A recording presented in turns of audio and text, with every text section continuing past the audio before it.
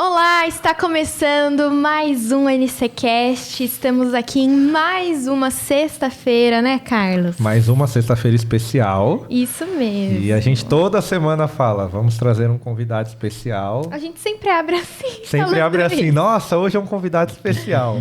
Mas hoje é aquela pessoa que todo mundo fala, vocês não vão gravar com ele, eu tenho pergunta pra ele, eu quero falar com ele. Então a gente trouxe ele, né, Carlos? Então hoje eu posso... Só lembrando, siga a gente nas redes sociais. Vamos fazer primeiro a propaganda, aí a gente apresenta Isso. ele. Então siga a gente nas nossas redes sociais do Ministério de Jovens da RTM, @nacontramãortm. Fora isso, você pode nos seguir também como rádio, @RTM Brasil. Lembrando que hoje o nosso conteúdo sai inédito em 2 canais. No canal oficial da rádio, Rádio Transmundial, e no canal oficial de jovens, Na Contramão RTM. Bem fácil, é tudo a mesma coisa, né, Tudo Carlos? fácil. Agora eu posso fazer inveja para os meus colegas de seminário do MISPA, da Pioneira, que todos, vai falar com ele. Ele que é professor, hebraísta, escritor, pastor e Guia profissional de viagem. Guia profissional de viagens para Israel. A gente vai falar com quem hoje? A gente vai falar com o nosso professor e querido pastor Luiz Saião. Seja bem-vindo. Obrigado, pessoal. Olha, vocês estão falando aí, negócio de especial. Especial que eu conheço é pastel de feira. Né? É bom também. Ele é muito bom, é o mais especial que tem. Falando na contramão, eu me lembro que rima com uma mão e uma mão lava o outro. Então a gente pode aqui, né, trocar uma ideia. Quando eu tenho ideia repetida, eu troco com a galera, né? E acho que o mais importante é que eu sou da própria RTM. Sim. Aí, o conselheiro estão junto com vocês aí e a gente está em sintonia. Mas então vamos lá, porque a galera está sintonizada e vamos ver o que rola nessa sexta-feira. Sexta-feira dá até medo, né? Hoje é sexta-feira. Mas não é 13. Pelo menos não é 13, eu ia falar isso. Piadoca. Não, mas é minha vez, que o Saião é da casa e pra você ser da RTM, você tem que ter gravado com o Saião alguma coisa. Sim. Senão você ainda é estagiário. Você Você ainda não gravou nada com o Saião? Não gravei nada com o Saião. Olha, Eita, é o tá momento, vendo só? é o momento. O que eu ouço falar de sexta-feira, eu não sei, não entendi direito qual que é a pegada hoje, diz que tem a ver com sexta-feira com morte. Eu fiquei até com medo. Tem um clima de terror, eu vim até de preto. E eu tô aqui só na alegria, de amarelo. Já o luto e a ressurreição. Isso, lembrando, gente, que você pode mandar uma mensagem pro pastor aqui no chat do YouTube, você também pode mandar mensagem no nosso WhatsApp, 11 974 18 14 56, e se você quiser no direct também, né, nas redes sociais. Pode falar com a gente, mande suas dúvidas, que o professor vai responder você, e se ele não souber, então desculpa, pergunta pra Deus. Aí ninguém vai saber mesmo, ninguém vai estar sabendo te ajudar.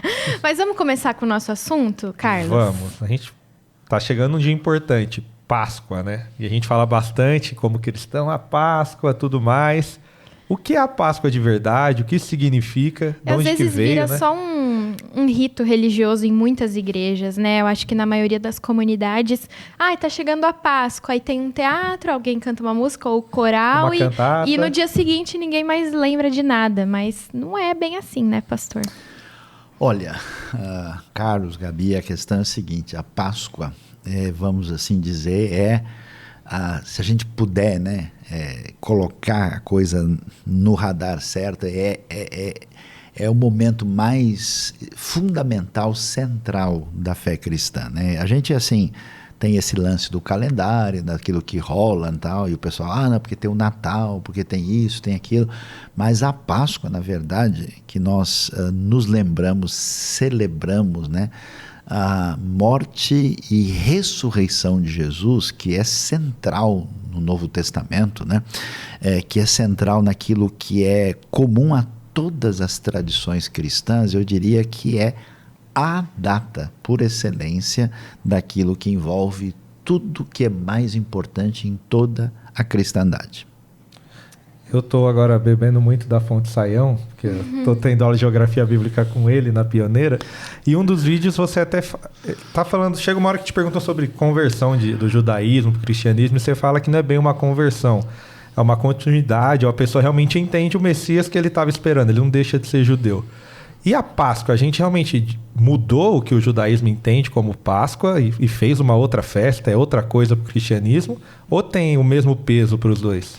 Então, vamos fazer aqui um alinhamento do cenário, né? Porque assim, a gente tem que entender o seguinte, né? Jesus é judeu, né? E ele tem toda a sua trajetória e o seu ministério no contexto judaico.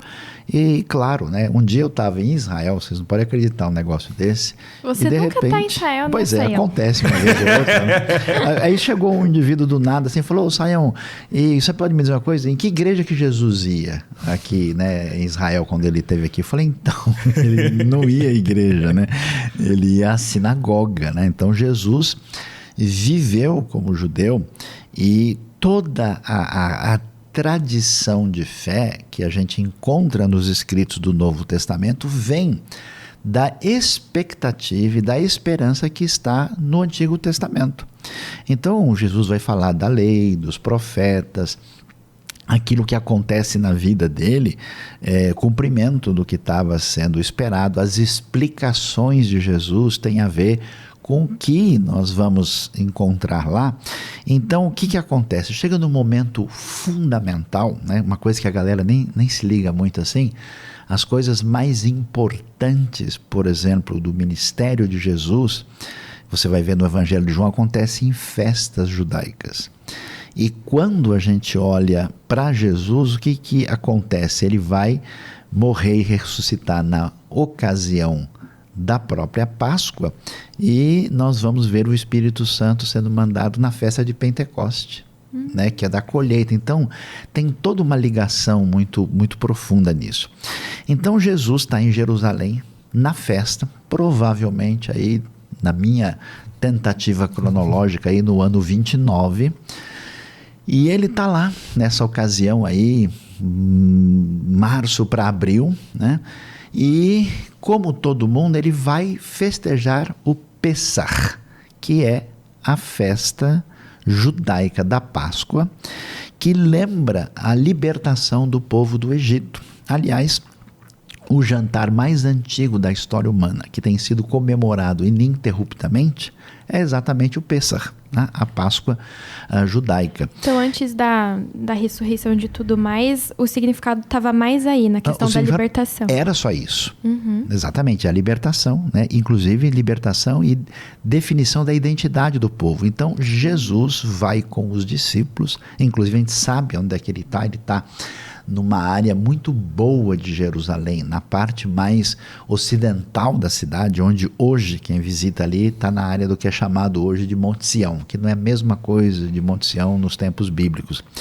E ele vai então, né, ali naquele lugar que é chamado o cenáculo, e ele então escolhe comer o Pessach com os seus discípulos. Quando você lê a narrativa toda, você vê até coisas que fazem parte do ritual. Eles cantaram um hino. Que hino? A gente sabe que hino é. É exatamente o Hallel, que se canta no Pessach, né?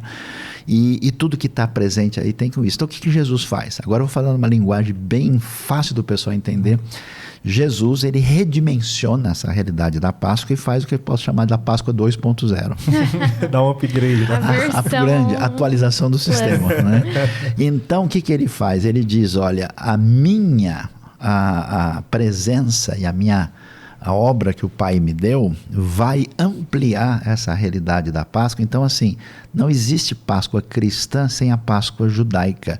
Ela tem os seus alicerces da casa que constrói. É claro que vai ter uma dimensão maior, né, mais ampla em relação a isso, e ela se torna, então, vamos dizer, uma Páscoa completa. É como se a Páscoa antiga tivesse a casa até uma parte, e Jesus assim completa e nos dá um entendimento para mostrar que libertação e salvação acontece de maneira plena naquilo que ele faz por nós. Então, aí a gente entende. Aí você falou uma coisa, judaísmo e cristianismo. Então, o que acontece? Nesse primeiro século, não existe bem uma distinção entre isso, né? Porque Jesus e os seus discípulos são judeus e eles são vistos claramente como gente desse contexto judaico que está caminhando numa direção diferente dos fariseus, dos saduceus, como se fosse um grupo dentro da tradição judaica. Mais tarde, aí sim, né, até que a igreja primitiva é toda feita só de judeus, quando esse cristianismo amplia para as nações e a tradição judaica predominante, ela vai mais para um lado e a cristandade para o outro, aí a gente tem o que a gente pode dizer mesmo, ó, aqui surgiu uma coisa que é propriamente judaísmo, né, que não é só Bíblia do Velho Testamento, e aqui surge a tradição cristã que caminha por caminhos paralelos, mas que se tornam suficientemente diferentes.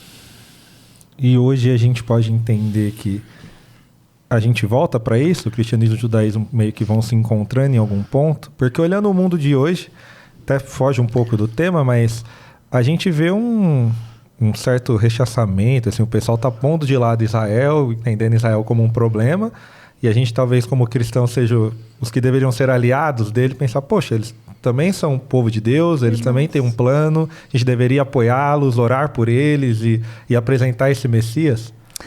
Então, olha, Carlos, Gabi, a galera toda aí que está sintonizada com a gente, existe muita confusão, né? Quando a pessoa não conhece a realidade de perto e não entende bem o que acontece, a gente corre o risco de fazer generalizações indevidas. Então, por exemplo, quando você fala em judaísmo, não existe um judaísmo, existe, na verdade, 10 tendências distintas do judaísmo.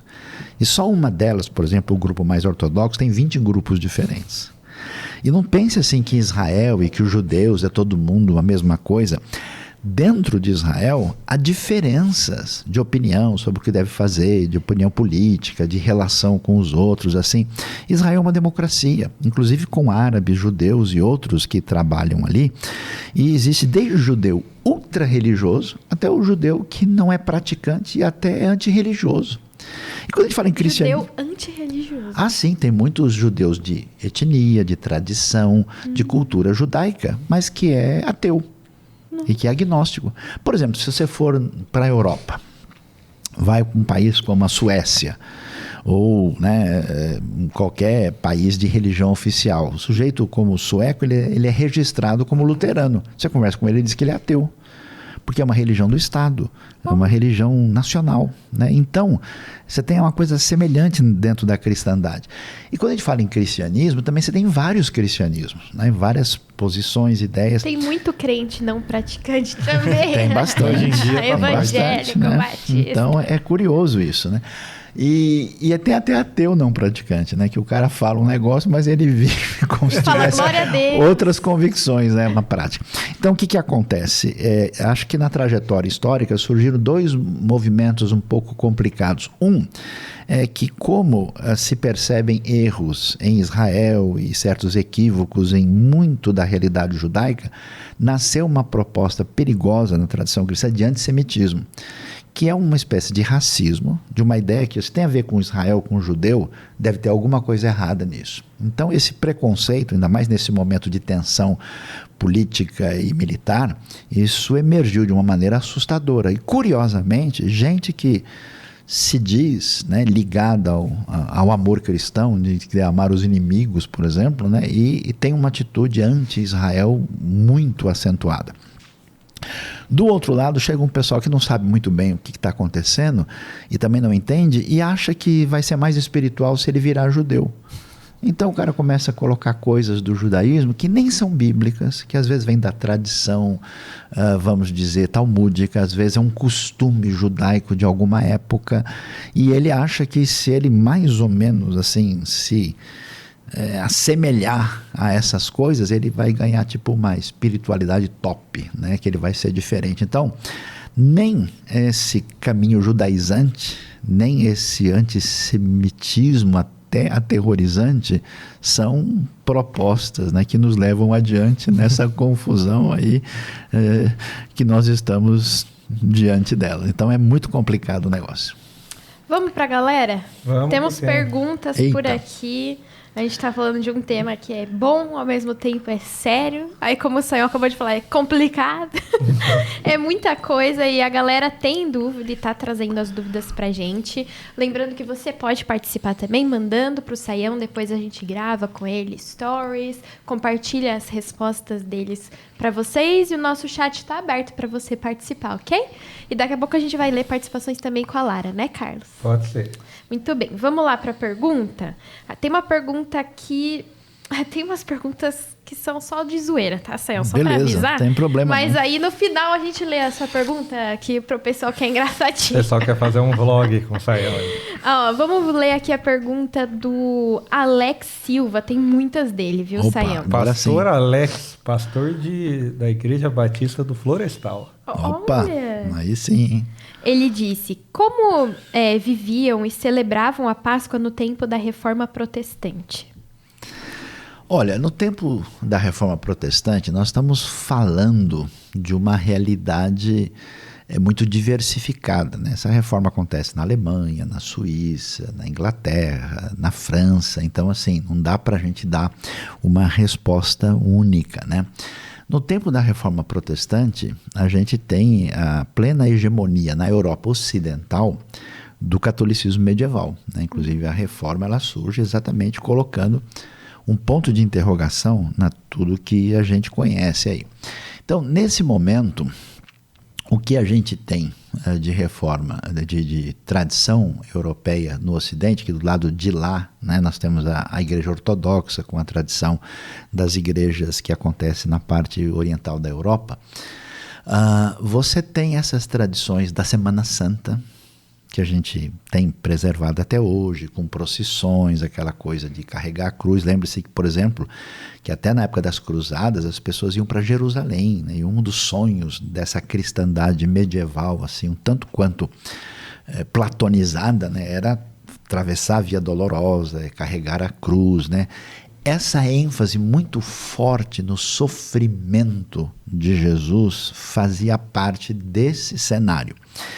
E, ao mesmo tempo, isso pode variar um pouco, dependendo quando a gente vai mais para o norte da Europa.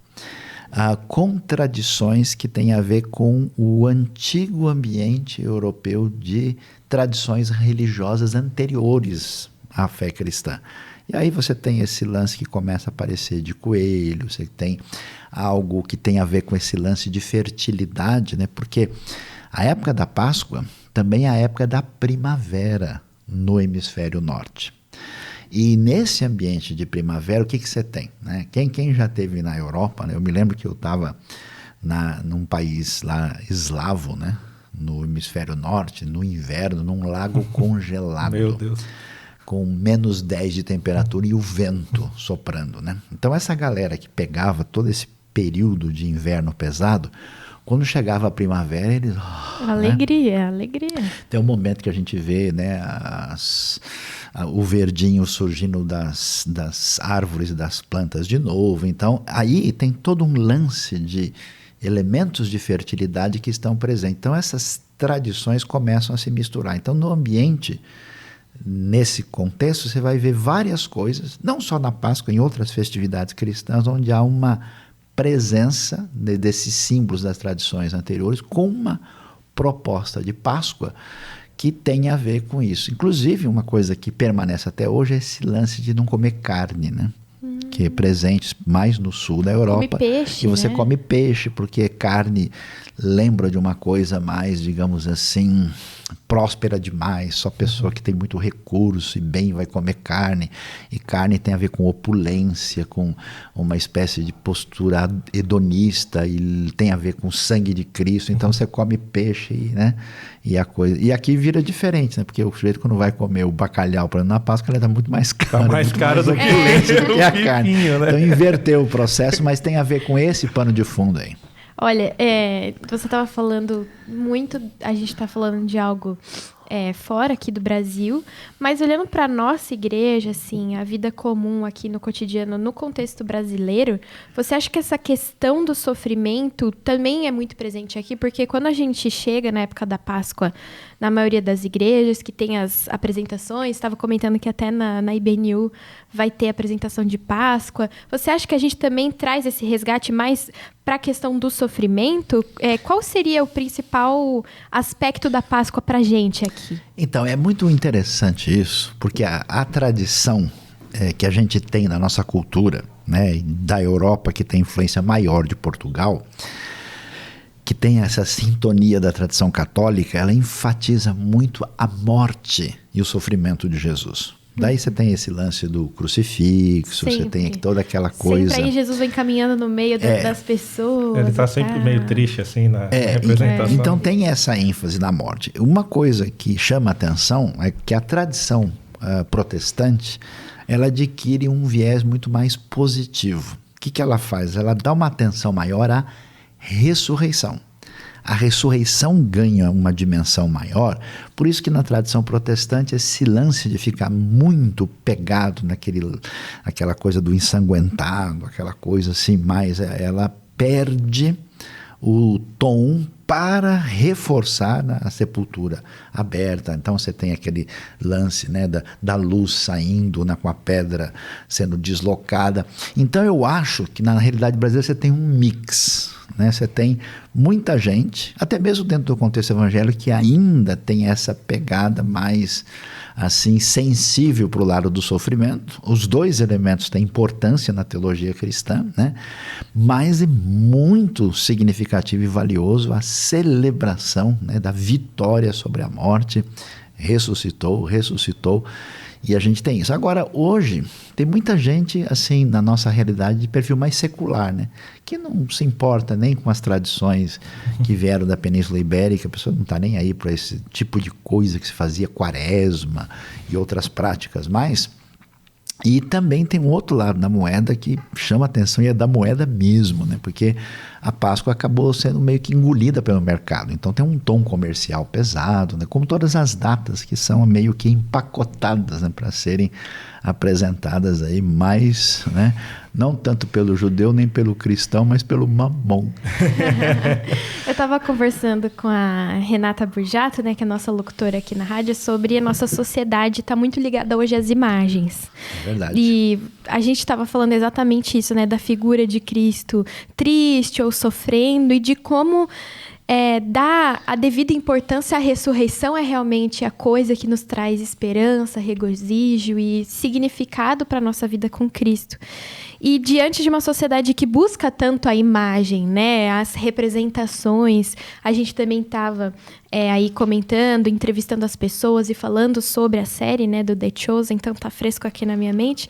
Aí eu queria saber, são dois elementos que eu queria saber a sua opinião. A gente tem a série em si, e tem essa representação tanto de Jesus crucificado como ele ressuscitado já, enfim. E normalmente temos apresentações nas igrejas, como a gente já está conversando. Há algum problema assistir uma série, um filme que represente esse momento, para olharmos Cristo nesse momento como imagem?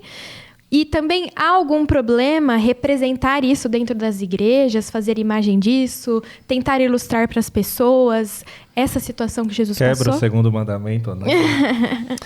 A pergunta, ela é talvez a pergunta mais significativa que a gente tem que levantar aqui, né? A resposta é curiosa, é sim e não, né? Resolveu tudo, né? Resolveu, né? Obrigada, gente. Valeu, prazer aí, até mais, né? Então, o que acontece é o seguinte, é curioso a gente observar que em toda a trajetória bíblica há uma recusa de definir a aparência de Jesus.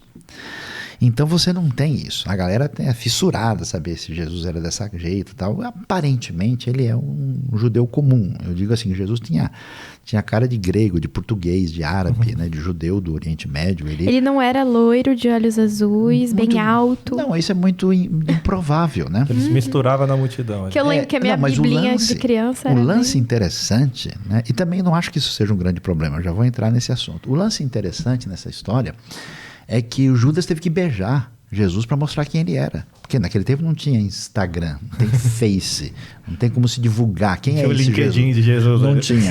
A galera ouvia falar que tinha um rabino diferente na Galiléia que ele fez, mas ninguém viu, não tinha notícia.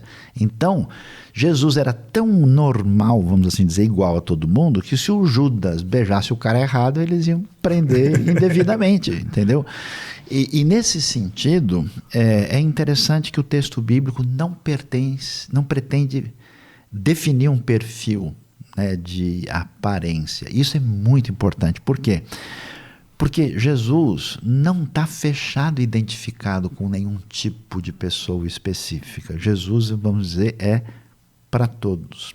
Ao mesmo tempo, tem um lance legal nessa história, Porque ao, vamos dizer, se aproximar e se apropriar de Jesus, você faz a identificação com a sua própria realidade.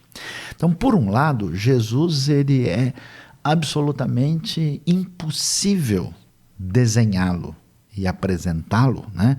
Porque ele é divino, ele transcende tudo isso. Mas, ao mesmo tempo, ele é totalmente humano.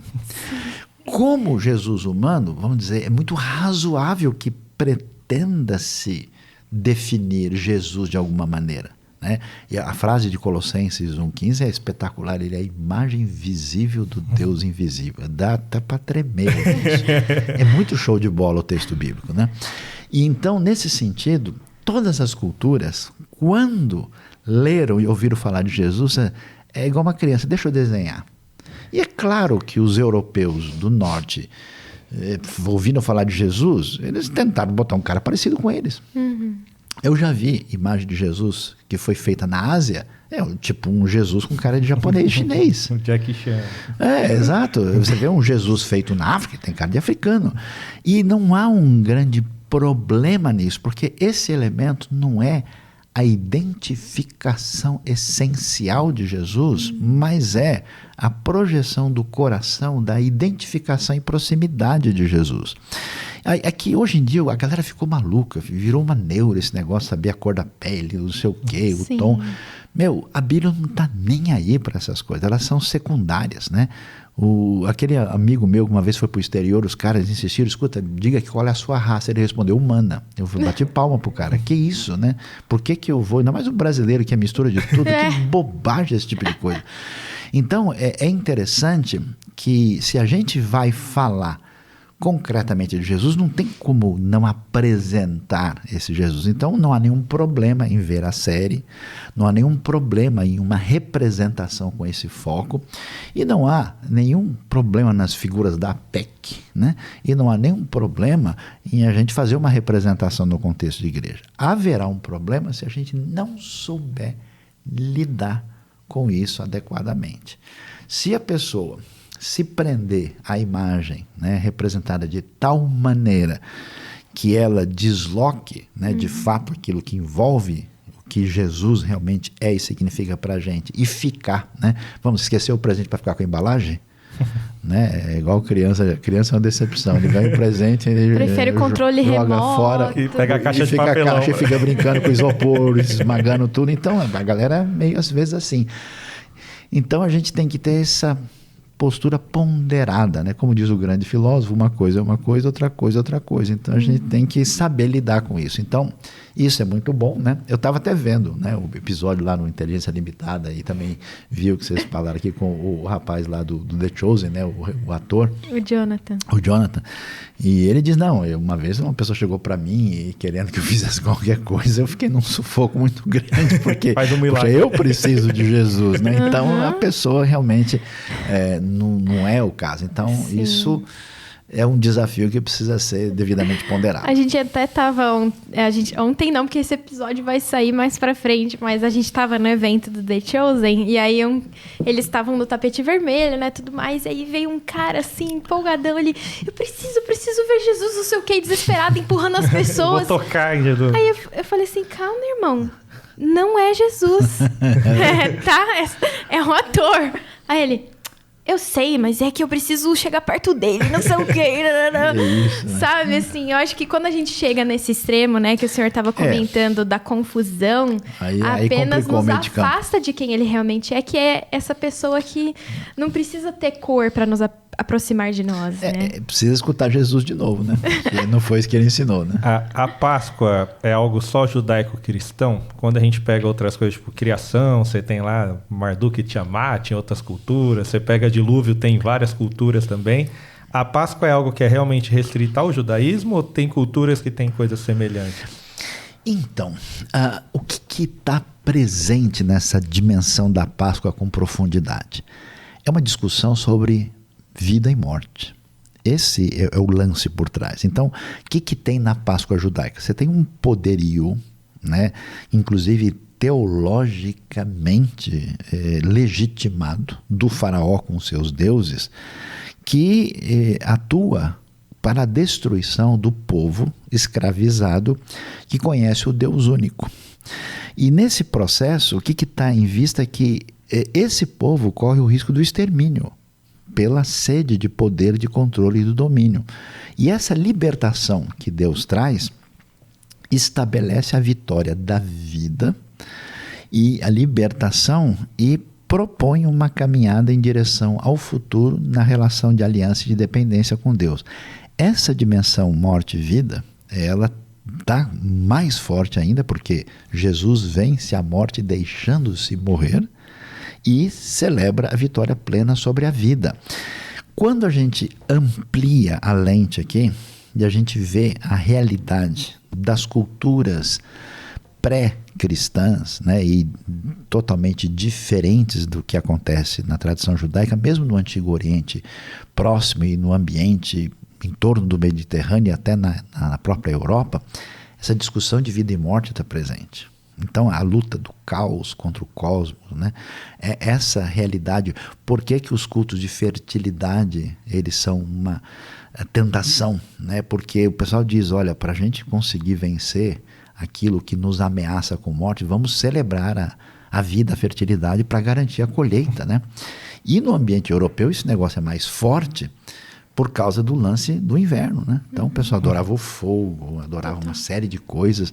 E aí o que a gente tem? Apesar de a Páscoa ser muito distinta, peculiar, ela não tem, né, elementos, você tem no imaginário religioso dos povos essa questão, será que existe uma espécie de ressurreição, uma volta da vida na primavera? Então essas coisas estão presentes. Então o que a gente percebe é que a linguagem da Páscoa, ela tem uma capacidade de interlocução e de apelo para essa discussão fundamental que é existencial, religiosa e pertinente à vida. Talvez essa seja a razão porque essas tradições acabam tendo uma espécie de mescla, porque todo mundo está sempre perguntando, afinal de contas, até quando vai essa vida? Que significado ela tem? E se eu tenho esperança, né, para continuar? E como é que isso se define diante da realidade dos poderes que eu não posso controlar? Então, é muito interessante e valioso.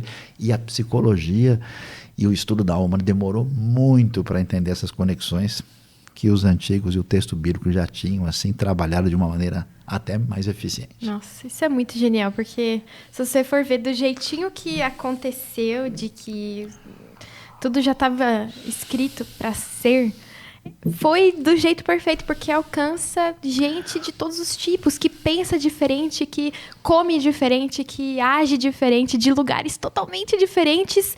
A mensagem chega do mesmo jeito e leva a pessoa ao entendimento. Nossa. Toca a corda do coração. Nossa, esse que é a doideira. Você toca o diapasão aqui, ressoa aqui. Isso é muito doido. E eu vi isso de perto. E foi uma das coisas que mais mexeu com a minha cabeça, porque eu falei, caramba, eu fui para o interior da África.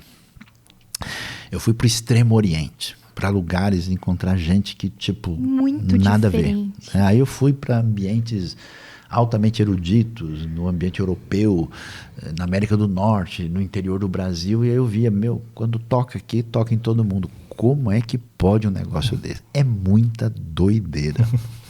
Jesus era psicólogo, já estava ali pensando. Não, mas se eu falar essa palavra, Mateus vai anotar daquele jeito.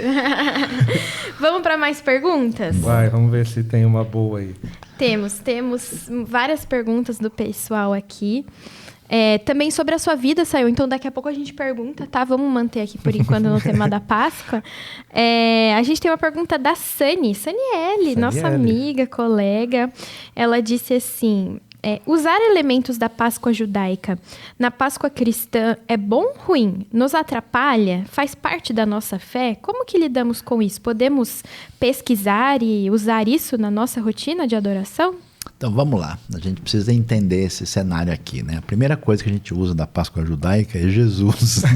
É importante, né? É importante que esse... Notícia para todo mundo, o seu Salvador é judeu, né? Uma Páscoa muito judaica, né? Quando você falar que estava em Jerusalém, e falar dos discípulos de Jesus, de Galileia, não tem como, né? Jesus não nasceu em Paris, né? E não é Belém do Pará, não. E não é Belém do Pará, tem que entender isso direitinho, né?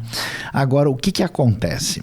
A tradição judaica, ela tem um desdobramento, uma série de coisas. O que você vê hoje, por exemplo, numa Páscoa judaica, que uma família judaica faz hoje, não é exatamente do mesmo jeito que Jesus fez e nem do tempo do Antigo Testamento. Tem outras tradições que foram acrescentadas, tal. Tem cânticos que se desenvolveram posteriormente. Então, assim, se uma igreja brasileira, uma comunidade de qualquer lugar do mundo, quer fazer um negócio totalmente judeu, o que fica é um negócio estranho, é esquisito. Né? É como você pedir para o pessoal, sei lá, da Ucrânia tocar forró. Né? Não vai dar muito não certo. Tem pertinência, não tem conexão. Então, antes de tudo, a maneira como os judeus comemoram Pêssar tem muitos aspectos pessoais, culturais. As pessoas cantam músicas em hebraico, repetem elementos em hebraico, e isso, né, não é pertinente a outras culturas. Agora, não tem dúvida, né, quando a gente faz, por exemplo, a ceia do Senhor, que é derivada da Páscoa cristã, e você come o quê? O pão e o cálice. De onde vem o pão e o cálice? Vem do que se fazia na Páscoa judaica. Então, elas estão interligadas. Aí, o que a gente pode dizer? Primeiro, se tem uma comunidade de seguidores de Jesus que tem pertinência judaica, os estudiosos falam que no Brasil deve ter uns 20 milhões de brasileiros que têm alguma origem judaica não tão distante. E que se perdeu isso no avô, no bisavô e tal. É bastante gente. É bastante gente. Então, se esse pessoal fala, puxa, descobri que o meu avô era judeu, eu tenho alguma ligação, ele vai fazer uma cerimônia com elementos um pouco mais judaicos, não vejo nenhum problema nisso.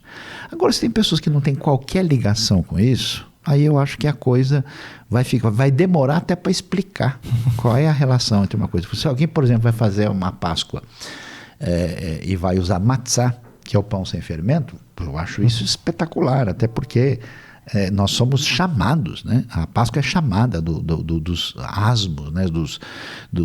Aqueles que são né? Sem fermento, para lembrar o significado que isso tem. Agora, eu também acho muito interessante, e eu até mesmo faço isso, às vezes eu convido, né, pessoas de contexto judaico para fazer um Pêssar, para as pessoas terem uma aula, não um Pêssar, uma Páscoa que seja ritual, mas uma aula para a pessoa saber, então isso era assim, era desse jeito, a Páscoa na época de Jesus foi desse, então ele sentou, não era igual a mesa do Leonardo da Vinci, é diferente. Então, há muita coisa a aprender. Agora, o problema surge, na minha opinião, quando as pessoas que não têm nada a ver com o pano de fundo judaico querem fazer uma Páscoa judaica ritual. Porque eles acham que se eles fizerem um negócio judaico, aí vai rolar uma energia maior. Vai estar sendo mais fiel a algo, né? Eles vão estar num nível superior aos outros que não sabem de nada.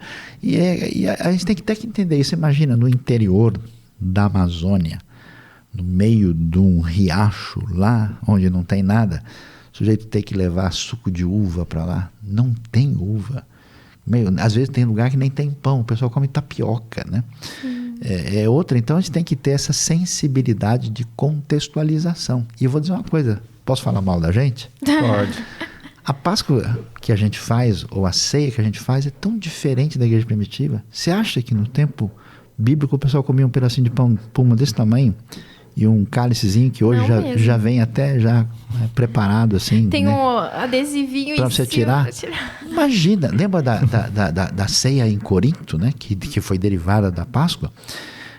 Paulo falou, olha pessoal, vocês estão comendo demais nessa festa de vocês aí. Olha, tem uns que andaram até bebendo além da conta. Não pode. Então, assim, você chegar no contexto judaico antigo, mesmo da cultura do Oriente Médio, e dizer que o cara vai comer um pãozinho desse tamanho, essa coisa meio que pasteurizada, assim, plastificada, né? Ela não tinha sentido, era um negócio, era muito importante para ser só uma coisinha desse jeito. Então a gente precisa entender que o misticismo legalista é um problema. O aprendizado didático é interessante, e algumas coisas que estabeleçam conexões bíblicas adequadas sempre são bem-vindas. Porque eu acho que hoje a gente tá muito nisso, né? Às vezes a gente quer pesquisar, quer saber como que era feito, fazer igual, mas não vai fazer tanto sentido dependendo da realidade, né? Exatamente. O fazer igual precisa fazer igual especialmente no que significa aquilo e como é que se traduz numa vida que agrada a Deus. Muito mais do que meramente na forma, né? Eu lembro que quando eu casei, nos primeiros dias, a gente não tinha muita coisa em casa, né? E aí era meio que pandemia, então a gente ia celebrar a Páscoa a primeira vez juntos, como um casal, vendo o culto online. E aí não tinha pão. Tomou ceia com suco de E não laranja, tinha né, suco. irmão? Gente, juro, foi. Não tinha. Foi com uma traquinas e Guaraná Antártica. Aí tá complicado. Aí, o negócio, não né? vai durar muitas Páscoas com essa aí, não. Foi só dessa vez, mas eu lembro que a gente não deixou de participar por não ter o elemento exato. Nós oramos juntos e foi um momento precioso. A gente até parou para analisar realmente a importância da gente estar fazendo aquilo mesmo sem ter o suco e o pão naquele momento, sabe? Com a igreja. Então foi muito bom. Quando a gente fala dos elementos, Jesus ele usa os mesmos elementos ou ele também meio que resume a 2 elementos, fala, ó, esse aqui é o meu corpo, esse é o meu sangue? Então, olha, essa pergunta é muito valiosa e interessante. Quando você lê Êxodo, particularmente lá no capítulo 12, com todos os detalhamentos, você vê que tem muito mais coisa, né? Então, inclusive, você tem o cordeiro que era preparado, tem o lance de você até convidar a pessoa para comer junto com a família, até o estrangeiro podia fazer parte disso. A gente vê que é ampliado. E aí tem toda uma discussão entre os teólogos que não terminou até hoje. Né? Aliás, geralmente as discussões dele nunca acabam. E aí eles perguntam, cadê o cordeiro, né? Aí uma resposta muito assim animadora para muita gente, não precisa do cordeiro porque o Jesus é o cordeiro que está lá, tem umas coisas assim. Mas vamos entender o cenário de maneira concreta e objetiva. Você está em Jerusalém. Jerusalém, numa época dessa, tinha uma população entre 60 e 80 mil habitantes. Na época da Páscoa passava de 200 mil. Nossa. É uma doideira. Então você imagina aquela festa com gente que veio de toda parte, porque as 3 festas principais, que é a Páscoa, Pentecostes e Tabernáculos, na verdade a mais assim efetiva e valiosa é a Páscoa. E a Páscoa é a festa problema, né? Porque ela está celebrando libertação dos judeus. E os romanos estão de olho, falam, ó, se surgir alguém para causar, vai ser nessa época. Por isso que a situação da prisão de Jesus faz sentido. Porque Jesus vai ser preso e morto pelos romanos, pela lei romana. Daí a crucificação. Então eles falam, se tem alguém que vai causar, é nessa época.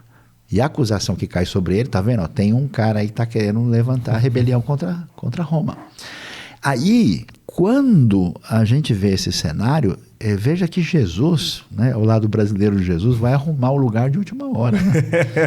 Porque ele fala, vocês vão encontrar um cara lá carregando um cântaro, então fala. Já não cabe mais ninguém na cidade. Não tá, o negócio tá complicado. Então a gente não sabe, por exemplo, em que medida essa Páscoa é intencionalmente mais limitada, é a primeira pergunta, ou se ela é em função do contexto limitada, ou terceiro, ela é descrita com o que interessa teologicamente. Se tinha outras coisas lá, não vem ao caso. O que vai estar muito nítido é a relação de Jesus com os discípulos, o anúncio da traição, a explicação do que é a nova aliança no meu sangue e o foco naquilo que era fundamental, que é exatamente o pão, né? O pão sem fermento e o cálice e o vinho, que vão ter um destaque principal. Mas é muito provável que essa Páscoa, por circunstancialidade, ela não vamos dizer, tudo que poderia ser. Né? E uma coisa que o pessoal também não sabe, a tradição judaica é muito criativa e muito, digamos assim, independente. Não quer dizer que todo mundo faz tudo do mesmo quadrado. Ainda que haja elementos, você vai ver, né? Igual você vai para Israel, você vê, o cara está com um kippah, né? O que tem que fazer? Tem que cobrir a cabeça. Então o cara tem um negocinho redondinho aqui em cima, outro tem um chapéu dessa tamanho. Quase um sombreiro, né? O outro tem uma coisa. Quer dizer, é claro que uma família rica de sacerdotes celebrando um Pêssah em Jerusalém é uma coisa. Já a família de Lázaro, Marta e Maria, lá em Betânia, a coisa tem um outro perfil. Não é tudo exatamente igual. Eu queria até aproveitar para trazer a pergunta do Alex, que ele está falando também sobre tradição e evidências arqueológicas. Ele perguntou, além da nossa tradição oral, das coisas que sabemos, tem algum indício ou evidência arqueológica sobre a Páscoa em si, diretamente? Bom, imagino que ele está perguntando sobre a Páscoa cristã, né? A gente tem que lembrar uma coisa muito significativa, né? Como e quando é que a gente tem evidência arqueológica? A evidência arqueológica surge de maneira concreta porque alguém de muita importância e poder deixou essa evidência. E aí, então, quando você tem um rei, quando você tem uma pessoa de destaque e você encontra alguma coisa dele. Agora, quando você lê o Novo Testamento, Jesus não tem nem onde reclinar a cabeça. Jesus, sejamos bem diretos, seus pais eram pobres e ele também era uma pessoa pobre. Então a pergunta é, como é que não achou nada de Jesus? Jesus, ele tinha a base do seu ministério num vilarejo que no máximo tinha 1.000 pessoas, lá nos Cafundós, lá na Galileia, que era Cafarnaum. Cafarnaum estava mais para Cafarnazero do que Cafarnaum. Então, a gente olha e fala, então ninguém achou, e dificilmente vai encontrar qualquer elemento da Páscoa de Cristo, né? Há elementos que apontam para momentos da história quando se realizou Páscoa. Sim, na Páscoa judaica você vai encontrar elementos que apontam para isso. Mas com relação a Jesus, o que a gente pode dizer? A gente vai ver que os documentos do Novo Testamento descrevem uma realidade que quando a arqueologia e os documentos históricos foram levantados, elas são muito pertinentes. Isso levanta para a gente aquela questão porque como é que um documento surge? Esse documento surge ou ele é a descrição de uma realidade que está presente, ou ele tem alguma intenção diferente, muda essa realidade, ou ele é um documento posterior que inventou um monte de coisa. Então, esse critério de perceber a falseabilidade do documento, a gente logo percebe. Por quê? Porque a informação histórica não bate, a informação geográfica não tem nada a ver. E quem conhece Jerusalém, né, modéstia à parte, acho que eu conheço mais Jerusalém do que a minha casa, né? Na minha casa eu não acho as coisas, em Jerusalém eu acho mais fácil. A gente bate o olho aqui, eu vejo a Semana Santa todinha, em cada lugar onde está acontecendo. Porque as descrições geográficas são exatas. O pessoal achou a casa de Caifás. A gente sabe onde foi o lugar exato pela descrição bíblica.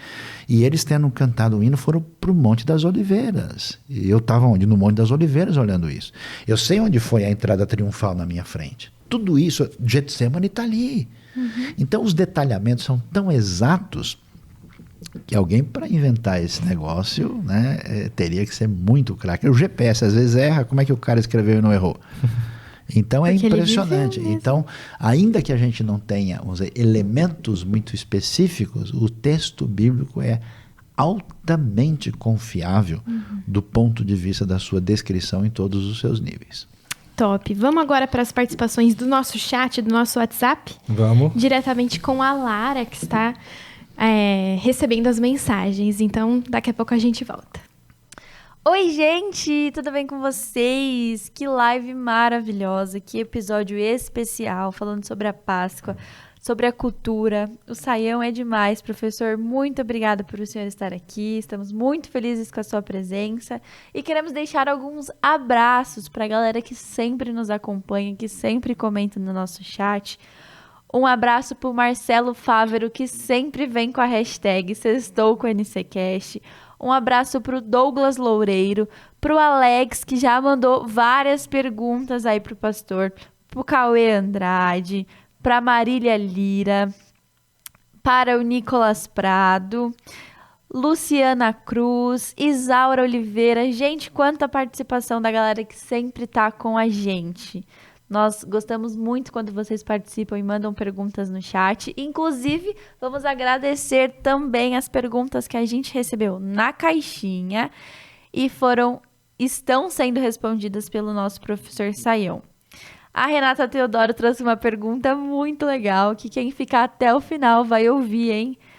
O Alex, como eu falei, o Alex mandou 1, 2, 3, 4, 5, 6, 7, 7 perguntas. Adore, trouxe uma pergunta muito legal.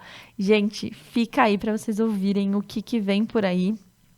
A Joana, o Daniel Bonfim.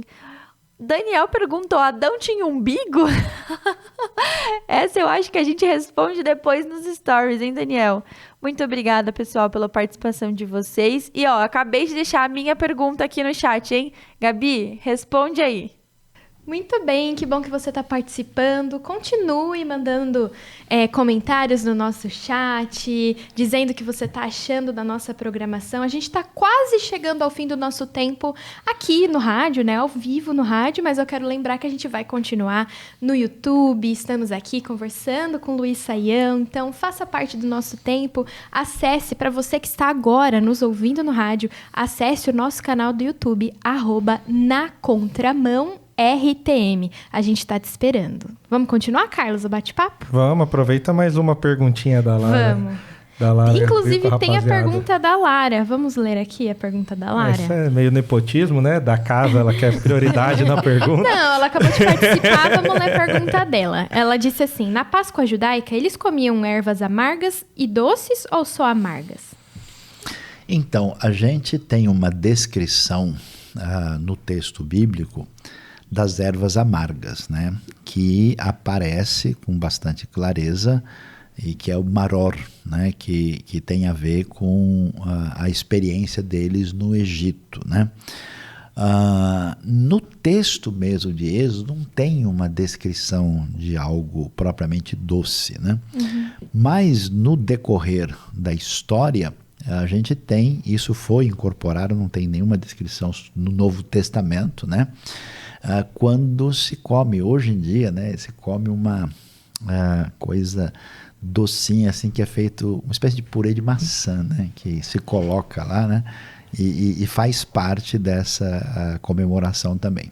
Olha, maçã. Aí já fica mais agradável, né? Porque o negócio é meio complicado.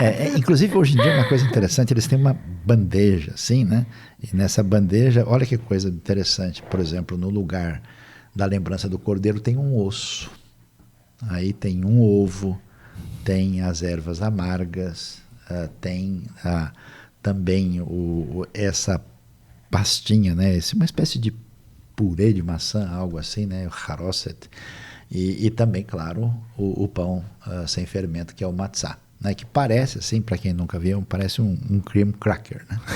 Não é a traquinas, mas um negócio assim, para quem olha de assim vai ver, é muito interessante. Inclusive, em breve eu posso até mandar o convite para vocês, esse ano, no dia 28 de abril, a gente vai fazer aqui no Espaço IBNU, né, em parceria com o pessoal, uma comemoração assim completa, com quem tiver interesse aí depois pode dar detalhes. Que legal, pra gente poder aprender direitinho. E eu vou como convidar uma pessoa da comunidade judaica mesmo que vai fazer isso. Aí sim. A gente pode depois até compartilhar mais sobre isso com o pessoal, né, nas redes, sobre como é que era. Pra você não falar, você ficou o programa inteiro falando o pessoal da rádio que você ia mandar as perguntinhas vlogs do Saião aí, que perguntaram pra ele, você gosta do quê? Falta 3 minutos, o pessoal da rádio, eles têm que pelo menos ouvir uma dessas. Eu vou colocar só uma, porque a gente vai continuar, e aí a galera do YouTube a gente lê todas, porque ainda tem várias aqui. Então, pra você que tá nos ouvindo na rádio, aproveita, a última perguntinha. E é da nossa amiga, Fala Dori. Fala, Dori. Ela é gamer, né? Ok. Vamos lá. Ela disse assim, Jesus, ele comeria ovos de Páscoa se estivesse com a gente aqui? Opa, pergunta boa, então. Existe um negócio interessante nessa história, né? Que a Bíblia dá 2 orientações que a gente não consegue, às vezes, equacionar muito fácil. Uma, que a gente não deve se envolver com nada que, de alguma maneira, prejudique a nossa relação com Deus e com o próximo. E claro, então a Bíblia chama atenção sobre idolatria, sobre qualquer tipo de caminho, né, que precisa ser observado com atenção.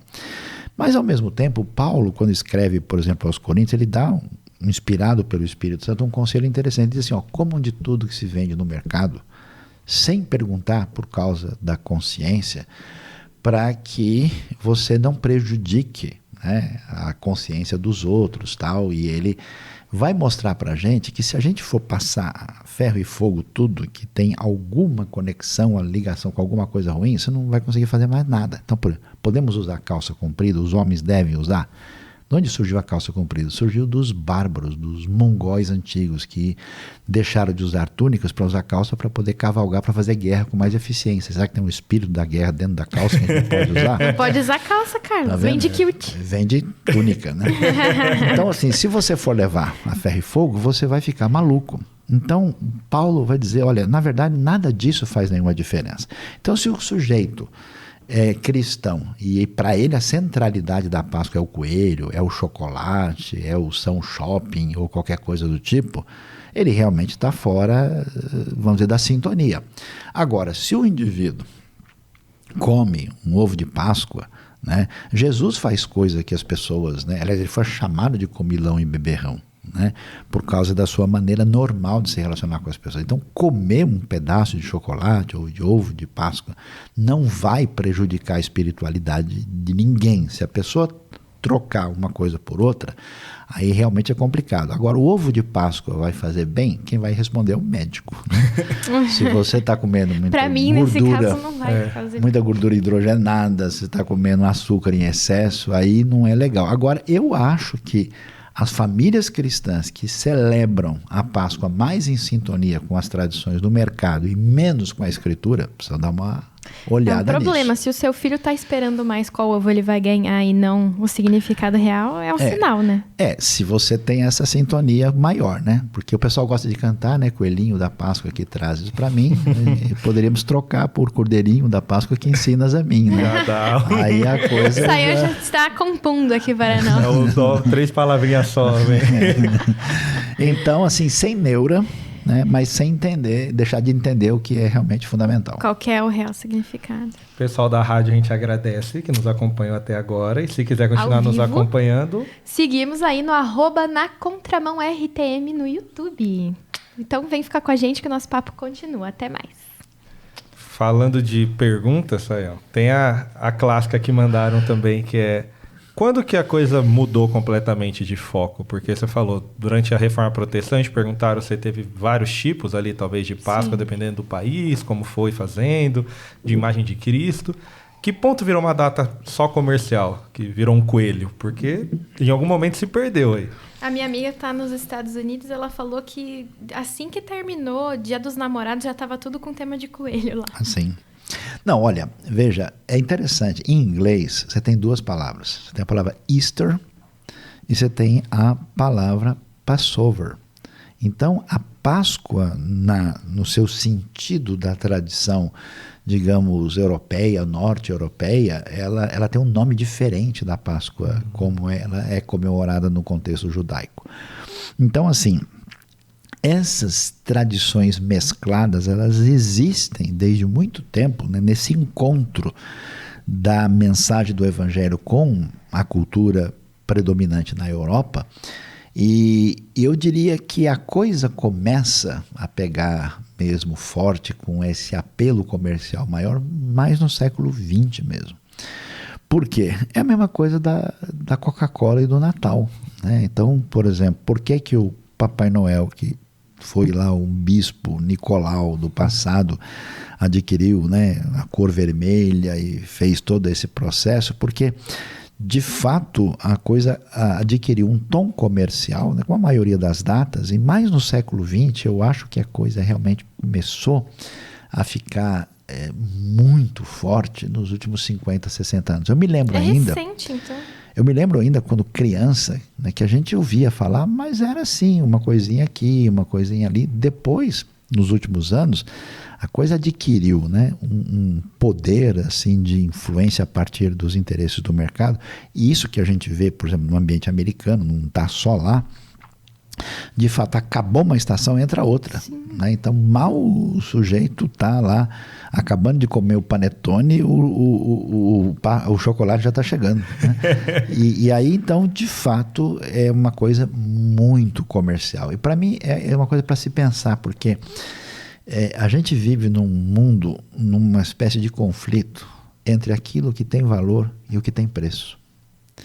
E a verdade é que aquilo que de fato Cristo tem valor, não tem preço, nunca poderá ser comercializado. E aquilo que pode ter até muito preço, se você olhar bem de perto, muitas vezes, no fundo, não tem valor nenhum. Então, uma sociedade que perdeu muito do ser, ela se concentra, né, na busca do ter, numa tentativa desesperada de preencher aquilo que o ter nunca vai ter possibilidades de alcançar. Mais alguma questão? Eu acho que ligado a isso, é legal a gente ler outra pergunta da Sani. Ela colocou, então como que a gente pode aproveitar a doçura, tudo isso, divertido, mas sem cair numa firula ou nos enganar? Dá para falar do significado certo e mesmo assim curtir a cultura do chocolate? É interessante, eu acho muito boa essa pergunta e acho que ela nos remete muito a Jesus. Porque olha que coisa curiosa, né? Jesus, ele é muito criticado e rejeitado pelos religiosos porque ele é meio alegre demais. Ele tá com a galera, ele é acusado de ser comilão, né? E até o pessoal fala, os discípulos de João Batista, esses são crentes de verdade, jejum, mas os seus não. O que tá rolando aí? Então a gente tá certo em toda a festinha da igreja, comprar uma coxinha, fazer um cachorro quente no carro. Devagar aí, né? Então vai precisar arrebentar na coxinha. Não, só na pizza. Então o que acontece? A proposta bíblica é que assim, a gente não se contamina com as coisas que vêm de fora. Elas não são o problema. O mal que destrói o mundo mora dentro de mim. Esse é o problema. Então, quando eu me acho encontrado pela graça do Evangelho, eu devo pegar uma trajetória onde todas as coisas sejam feitas para a glória de Deus. Então, por exemplo, em vez de chegar no lance da Páscoa e falar, olha, está tudo demonizado, o negócio aqui, vou me esconder nesse canto aqui e vou ficar fazendo 10 Pai Nosso e tantos Salmos 23, ou então cair matando no chocolate, né? Tendo a fé de remover montanha de chocolate, montanha de ovo, montanha, né? A gente pode muito bem até criar, a partir desses momentos de relação entre as pessoas, familiar, da igreja, ter momentos de proximidade para, a partir desse tipo de coisa, achar uma oportunidade de apresentar o Evangelho. Quando Paulo chega em Atenas, ele fala, seus atenienses burros, mas que doideira vocês adoraram esse monte de coisa. Vocês são inteligentes para quê? Estuda filosofia para fazer essas tranqueiras aqui? Vocês são malucos? Não, ele chega, galera, eu conheço os poetas de vocês, inclusive eles dizem o seguinte, tá vendo? Olhando tudo que vocês estão fazendo aqui no Areópago, eu tenho um Deus desconhecido, olha, não é sobre ele que eu vim falar. Então percebe, Paulo tira a bola sem fazer falta. Ele chega junto e estabelece um ponto de conexão. Então você pode muito bem falar, pessoal, hoje vai ter lá em casa a noite do bolo de chocolate. E aproveitando, a gente depois vai fazer uma oração, a gente vai ler um texto bíblico. Então, crie conexões, porque o bolo de chocolate, o ovo, tanto faz você comer em dezembro, em janeiro.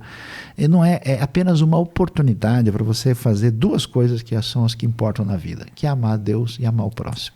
Então, se você conseguir, vamos dizer, driblar a cultura do ter, para de alguma maneira entrar com o que realmente importa, faz toda a diferença. Então, eu acho que, em vez do caminho neurótico, né, ou mesmo o caminho de ser engolido pelo sistema, você pode entrar nesse cenário fazendo toda a diferença. Eu até lembrei da minha infância, né, porque a minha avó, ela não é cristã, a mãe do meu pai. E ela sempre gostou muito, assim, de comprar ovos de Páscoa, esconder, e aí faz a pegadinha do coelho com talco, sabe? Ou farinha. Sempre ela fez isso. E aí eu lembro que, crescendo, já maiorzinha, assim, eu questionei meu pai. Eu falei, mas então por que a gente vai? A gente tem que estar toda vez, a gente tem que gostar de procurar ovo, se não faz sentido nenhum, porque o que interessa não é Jesus Cristo? E aí ele falou, sim, e a gente precisa falar dele para sua avó. Então a gente vai caçar o ovo com a sua avó e a gente vai orar depois, vai almoçar com ela, vai ficar com ela, vai ouvir ela desabafar sobre a vida e vai falar da graça. Exatamente. E aí eu fiquei toda... Então tá, né? Professor, você falou que nos elementos de êxodo da Páscoa tem até convidar o estrangeiro para dentro, para comer junto. E a gente tem a nossa Páscoa, a gente também representa de certa forma na ceia. Isso também mostra que esse é um momento evangelístico, que a gente deveria trazer as pessoas para estar perto da gente, à mesa.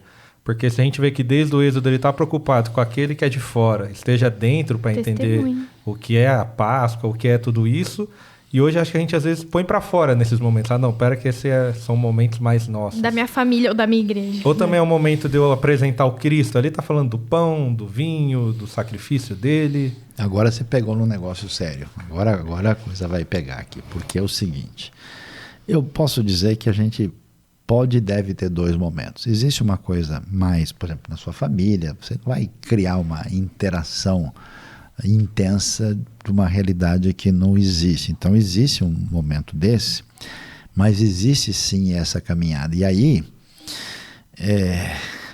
a frase que eu vou dizer ela é meio forte, ela é o seguinte: comer e adorar é só começar. A gente não está acostumado a isso porque a nossa cabeça não tem sintonia com a Páscoa original. Porque a gente tem na nossa mentalidade aquela ideia de que as coisas de Deus se aprendem no intelecto. A gente tem conceitos, a gente transformou o sagrado em filosofia. Mas na Bíblia não rola assim. É interessante que os descaminhos humanos começam quando o primeiro casal come errado. O comer que está presente. E é curioso, quando Deus liberta o povo de Israel, para fazer com que essa memória permaneça para sempre, ordena que eles façam um jantar. Porque até a pedagogia demorou demais para descobrir que quando você aprende alguma coisa com prazer e sensibilidade, isso fica de fato. E quando a gente prossegue na caminhada histórica, a gente vê que Jesus estabelece aquilo que é para lembrar dele, não com um conceito, não com uma aula de teologia, mas exatamente com a ceia. Daí a Páscoa é fundamental. E para mim, o texto bíblico mais espetacular que eu li assim no Novo Testamento é quando Jesus está no caminho de Emaús.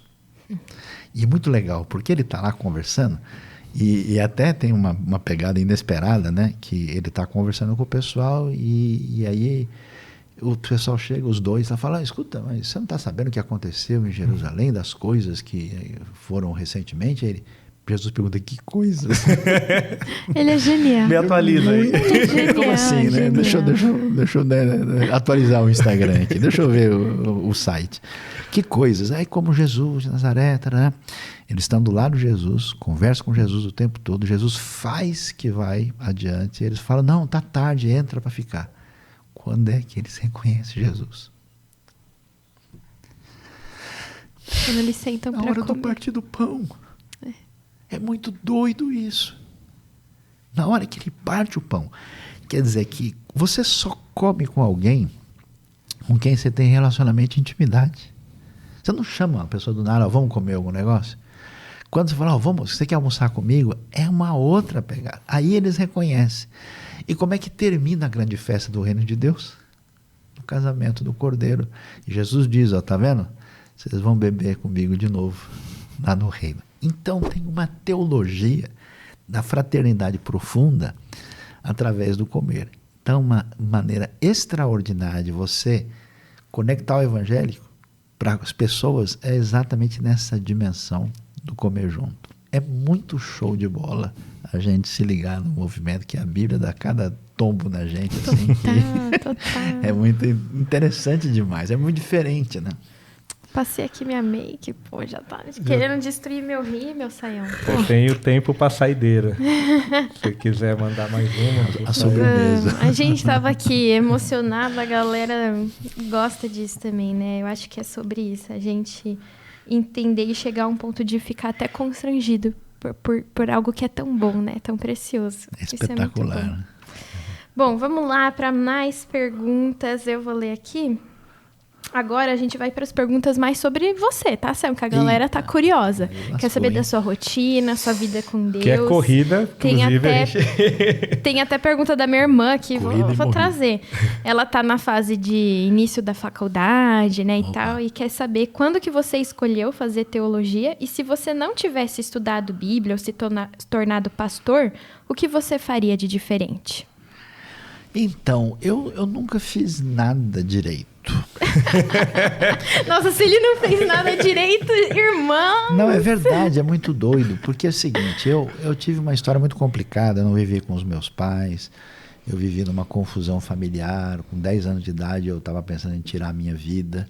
Aí eu achei uma Bíblia, eu comecei a ler, fiquei impressionado. Aí um dia eu olhei para cima e falei, Deus, se o Senhor existe, faz alguma coisa que eu não sei o que fazer. Aí um primo meu me convidou para morar com ele, morava no norte de Goiás, hoje Tocantins. E eu comecei a ver, a esposa dele era cristã convertida, ele se converteu um pouco depois. E eu estava debaixo de uma árvore e resolvi cantar um cântico de salvação para a criança que eu tinha ouvido. E Deus me atingiu, eu caí ali e chorei por horas. E ali, minha vida, meu coração, foi tudo curado por Deus, de uma maneira que eu nunca entendi até hoje.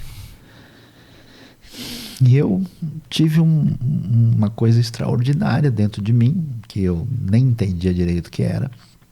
Passei a ler, a me interessar. Eu nunca quis ser nada. Eu só queria conhecer o Deus que tinha feito aquilo comigo. Só isso. Aí com 13 anos e pouco, né, eu estava na igreja onde eu fui batizado, era o pastor Gunther Krieger, ele fez um apelo para quem queria entregar a sua vida para servir a Deus, e eu fui à frente, e eu entendi isso. Agora, o que eu ia fazer para isso, eu nem sabia. Então, como diz o professor de português, eu fui fundo, né? Fui caminhando. Tava indo e eu, né? E aí eu voltei para São Paulo, né, que eu passei lá uns 5 anos, e eu pensei, puxa, se eu quero conhecer mais a Deus e eu preciso conhecer na Bíblia, então deixa eu estudar linguística e hebraico, e fui estudar de alegre. Mas eu sempre fui completamente doido. Eu fazia isso não pensando, eu preciso ter isso, eu preciso fazer, vou fazer um futuro, quero... Eu estava meio deslumbrado com aquilo. E saí, malucamente, tentando conhecer. Aí depois eu falei, puxa, é bom conhecer teologia também. Eu fui fazer teologia. Mas na verdade, eu não pensava, eu vou ser pastor ou deixar de ser pastor. Isso não tinha esse tipo de conotação que tem para as pessoas. Aí no caminho, né, que eu tentei atrapalhar, mas Deus não conseguiu me driblar e fazer a coisa funcionar, eu falei, não, a melhor maneira de dividir a palavra com as pessoas é servindo também nessa função. Aí eu fui e fiz o concílio pastoral, né? Mas eu nunca...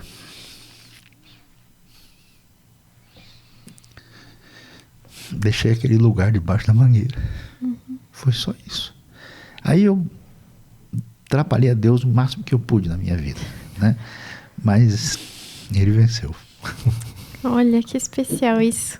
Eu acho, é legal saber disso, porque assim, eu acho que o senhor sabe, a gente te admira muito, Sayão. E Enganei saber que... direitinho. Enganou a gente referência para todos nós, não tem como. Referência. Então, saber que, apesar de todo o seu conhecimento, toda a sua riqueza, né, de sabedoria, o principal para você não é o curso que você fez, ou... sei lá, a formação, mas é esse encontro que você teve realmente com o Senhor, de entender a natureza generosa dele, de ter encontrado você na sua solidão. Então, no fundo, eu não fiz curso nenhum. Eu só queria saber mais daquilo. Eu fui assim, na gana de uma curiosidade infantil. Eu falei, como é isso? Como é que isso acontece? Por quê? Como? O que foi? Aí eu fui... indo atrás. E até hoje... Estou tentando. Até hoje está atrás dele. Um dia eu chego lá. Muito bom, muito bom. Muito louco. O pessoal aqui está perguntando para você, Sayão. Sayão, como que você se cuida? Você vai à academia? Essa pergunta é da Joana Franca. É porque a gente está num grupo, dando spoiler, né? Dá para ver que eu também sou bem atlético. Opa. E a gente fez uma aposta de crente de quem vai mais na academia. Aí eu falei para ela, hoje eu vou à tarde, porque hoje mesmo eu vou conversar com o Sayão. Ela aproveitou e perguntou para você se você vai para academia também. Então, eu não sei se todo mundo tem ciência. Eu hoje tenho um organismo extremamente prejudicado, né? Eu tive um Covid muito forte, né? Em 2022, e esse organismo alterou, o Covid alterou totalmente o meu organismo, então eu tenho uma série de desdobramentos e eu não tenho condições de fazer academia hoje, porque o meu sistema neurológico e muscular ele está extremamente prejudicado. Eita. Se eu tentar fazer qualquer coisa, eu paro de andar por causa dos prejuízos. Eu me trato quase todo dia, né? Com médicos especializados, muito com medicina integrativa, e eu estou, vamos dizer, passo a passo tentando melhorar isso. Eu perdi bastante peso mediante uma chamada dieta cetogênica. Eu estou com o organismo bem cuidado nesse sentido. Alimentação bem regradinha, assim? É tudo, né? Mesmo todos os nutrientes que eu preciso tomar, o grau de vitaminas, coisas. Quase todo dia eu vou no médico, né? E médico específico. Nossa. Inclusive, saindo daqui, eu logo devo estar também. E então eu tenho realmente uma limitação muito significativa no organismo, né? Então eu faço o que é possível. Quem sabe daqui a um tempo o organismo reagindo, a gente não sabe até que ponto vai ou não vai, seja possível fazer um pouco mais de exercício que de fato venha contribuir, né? Veremos o Saião lá com seus pezinhos, só assim. Junto com o Padre Marcelo, né? 2, 3. Ele é... No Padre treino. Marcelo é maromba. Mas pra vocês terem uma ideia, esses dias eu fui pegar uma almofada assim pra jogar, travou, e aí acabou, aí não mexo mais, né? Por causa- Simples. Simples, né? Fácil. Dores muito acentuadas mesmo. Bom, a gente tá chegando no final, então eu vou jogar aqui futebol. Isso, joga Eita, aí. Beleza. para encerrar em alto nível, né? Nós temos uma amiga santista que inclusive está agora entre nós aqui nos ouvindo. Clara, sofredora da E casa. a gente vai ler o recado da Renata Teodoro, que trabalha na RTM Portugal, junto com o nosso querido Rubinho Pirola. Opa. E ela disse, Saião, o que você acha do Santos jogar na Série B? Olha, Eu não acho que foi uma indireta. já que estamos falando de pesquisa bíblica profunda, eu tenho que dizer o seguinte, que à sombra de umas palmeiras, São Paulo ensinou aos coríntios que eles deveriam ser santos. Eita, ó. E os últimos serão os primeiros. Então, o pessoal que não entende nada de teologia profunda não se lembra, por exemplo, que na lei, estamos falando da Páscoa, do Pêssar hebraica, o porco é um animal imundo. O gavião é imundo. E os santos, o peixe era o símbolo do cristianismo primitivo. Não dá. Então, aí você vê como a teologia realmente é importante para a Mas gente Deus se é aprofundar. fiel, pastor. Então, mas o que os coríntios ouviram? Que eles precisavam ser fiéis sendo santos. E aí é que está a profundidade da... Contra fatos não argumentos. Perdemos. Não, né? com ele eu não vou discutir. A mensagem que fica é ser de Santos. Porque eu sou santos. Ai, gente, foi muito bom esse tempo com você, Obrigado, eu que Saião. agradeço. Obrigada por nos dar seu tempo, Bem. por estar aqui com a gente, conversar. E ser gente como a gente, né? Poder solucionar nossas dúvidas das mais simples às mais cabulosas. Obrigada por estar aqui. É isso, um prazer muito grande aí.